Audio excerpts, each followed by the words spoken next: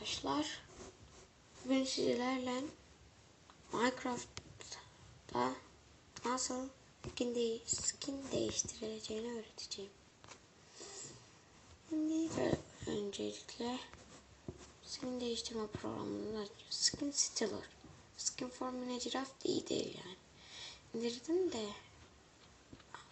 anlamaya çalışıyorum şu aralarda. Skin Stealer'ı ben seviyorum, kullanıyorum.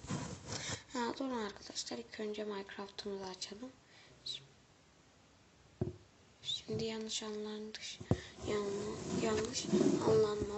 anlama olmasın diye öncelikle ben Minecraft açacağım. Açarız Minecraft'ımızı. Açtık. Şimdi herhangi bir yer.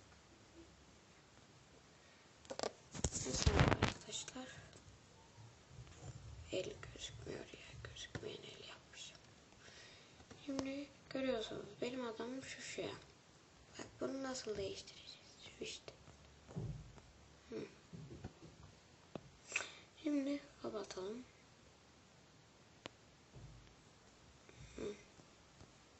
Çıkalım oyundan. Şimdi sitelere girelim. Açalım. Random diyelim. Ya buraya adını yazın ya da random diyerek geçin. Adam iyiymiş de neyse artık. Bir tane ayak adam bulak.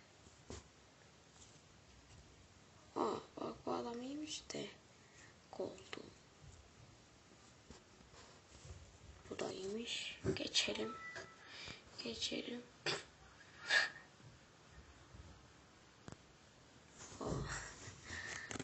Koyduklar fotoğrafa bak ya.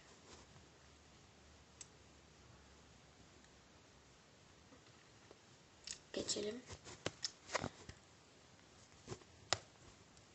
Oyun durumu.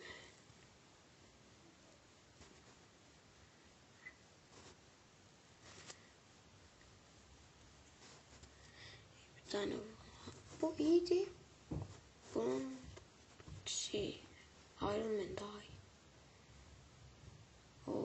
İyiymiş.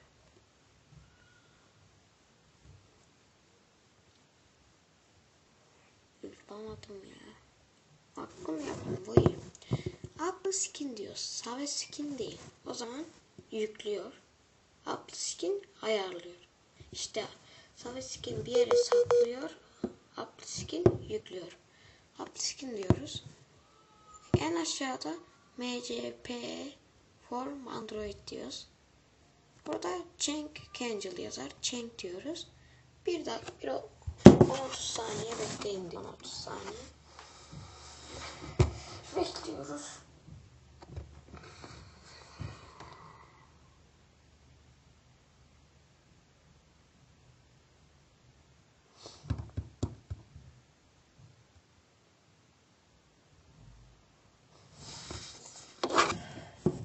Bir 10 saniye daha bekleyeceğiz.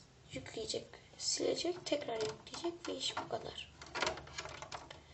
İş halledilecek.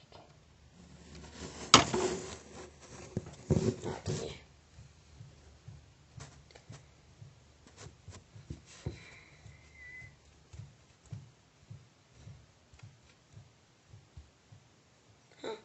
Kaldırılsın mı diyor. Tamam diyoruz.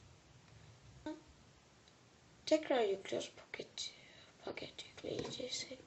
Minecraft Pocket Edition yükle diyoruz. Yüklüyor oyunu.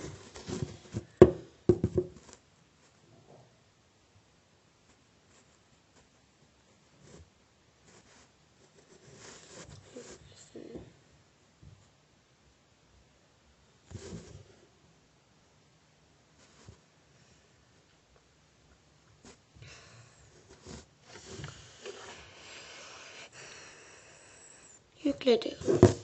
Açılıyor. Herhangi bir yere giriyoruz. Mesela ben items'e girdim. İtems'e girdim ben.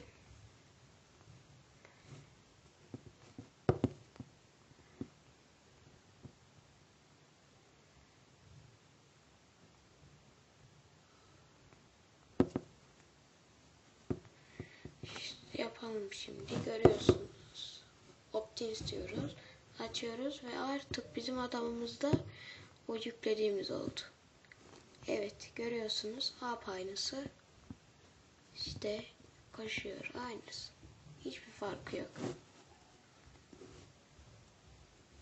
Evet arkadaşlar, beni izlediğiniz için teşekkür ederiz. Daha çok sevinirim. Herkese görüşmek üzereyle. Bay bay.